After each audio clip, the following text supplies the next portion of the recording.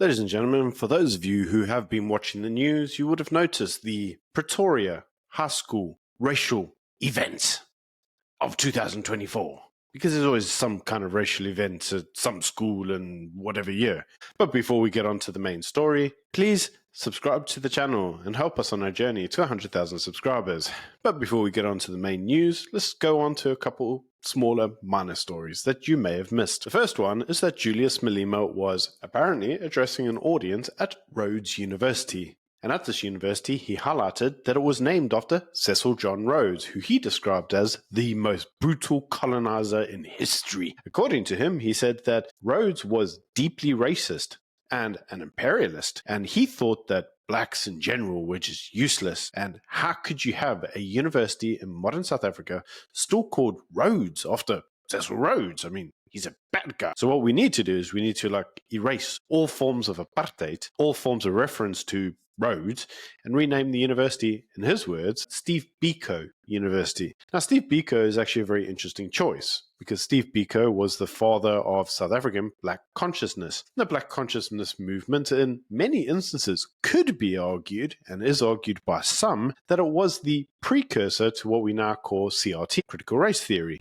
in that it advocated, and Steve Biko advocated, for a degree of anti-racism. In other words, reverse anti-racism. So it's where you're racist to white people, but they can't be racist back because only white people can be racist. And if you give them just enough amount of racism, they'll understand what you went through, and that's fair because they did it, but it's not fair when you do it. Anyway, that's how anti-racism basically works. And according to Julius, that's what the university needs to embrace. On to another story, and this is a story that the police in KZN are apparently being trigger happy with their guns. So this is actually a story that's quite interesting because, as we all know, crime in South Africa is a massive problem for many individuals. It's one of the key reasons many highlight that they wish to immigrate. Well, according to the latest story, the police in KZN, which is a notoriously crime hotspot, are now using their guns very liberally and taking out criminals. And the Minister of Police in that area said that everybody wants to complain about everything. They complain about the high crime rates, they condemn the police for not acting, but when the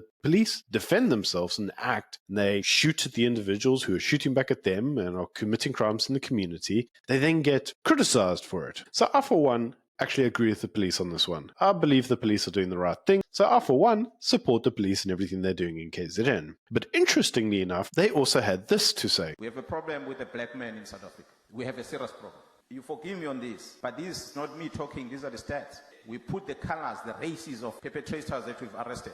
Out of total of 60,000 criminals that were arrested between the age of 16 and 25 years old, 57,691 of them were black men. Out of 60,000, 57,000 of them are black men. Now, the reason that this video clip was actually really interesting is, was this racist? I don't know. You tell me in the comment section below. And why it's relevant is actually coming on to the main story.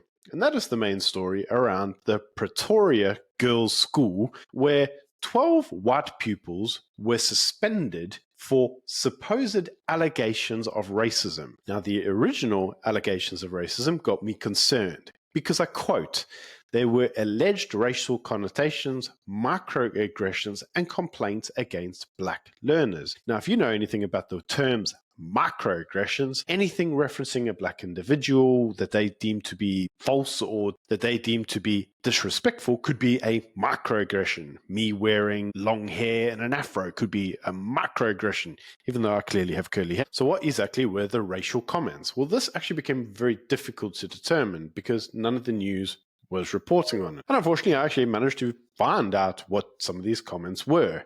And there were comments such as some of the white learners were upset that the black learners would speak in their own language. They say it would make them feel really annoyed because it would make them feel excluded because they don't understand what's going on. Now I hear the counter argument, maybe they should learn an African language. Well, interestingly enough, one white learner actually comments on this and says, how would they feel if I spoke Afrikaans in front of them and they didn't understand? And I think we all know what the answer to that is. Another comment was actually very interestingly made, and they said, I want to get into a medical campus, and as a white individual, I'm going to have to work doubly hard because I'm not going to just get in. And again, this is a prelude to the BEE criteria that's often placed on schools. Another comment is some of the black individuals in the school still felt that they had apartheid privilege, if you want to call it that, because apparently they still feel that they had leftover emotions from apartheid. And this is an interesting comment by this individual, because you could ask yourself the question, why a born free, an individual who's been born nearly 15 years after the advent of democracy in South Africa, somehow still feels the need that they are being subjugated by apartheid. Now, others have noticed that out of the 12 white people that were suspended, 8 of them were prefects, which actually raises an interesting question, because the job of a prefect in a school is to correct bad behavior. So possibly that's what they were referring to.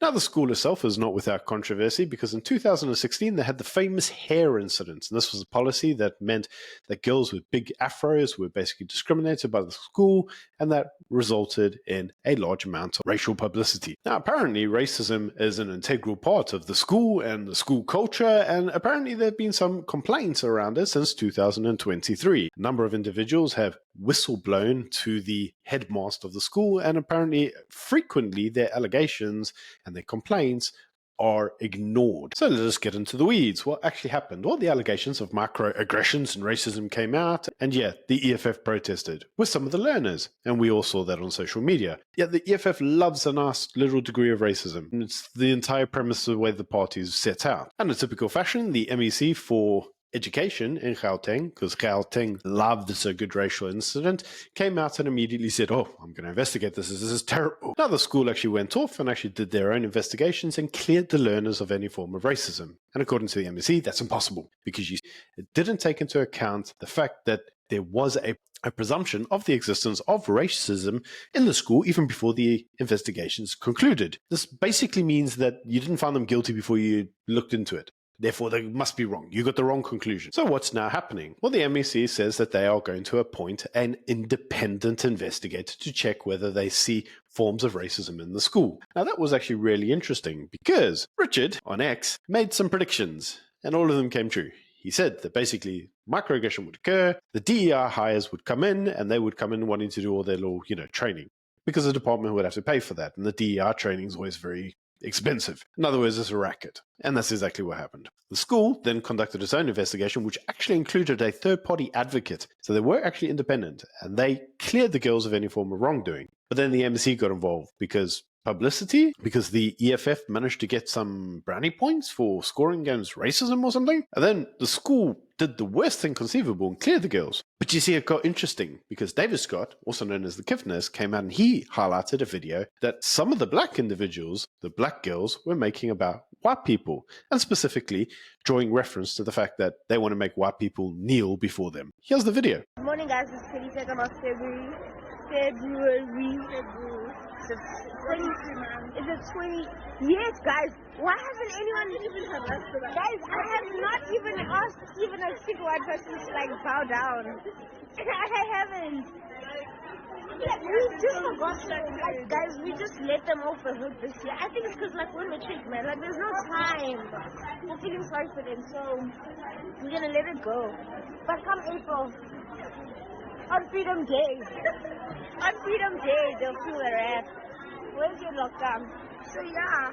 Why it becomes interesting is because you can start to see that racism applies both ways, which we all knew occurred anyway. And this is interesting because a professor at KZN came out and basically said, we need to be a little bit more cautious around making announcements of racism at the school. However, one has to remember the schools are a microcosm of society. In other words, what they have is they have children replicate what they see and experience from the communities and their homes. And interestingly enough, the actual people that were involved in their community was the EFF, because the EFF loved to claim forms of racism. And the Department of Education, the MEC in this instance, loves to be involved with that too. So what's now being the upshot of it? The MEC says they are going to launch an independent investigation and to determine whether there is actually a culture of racism at the school.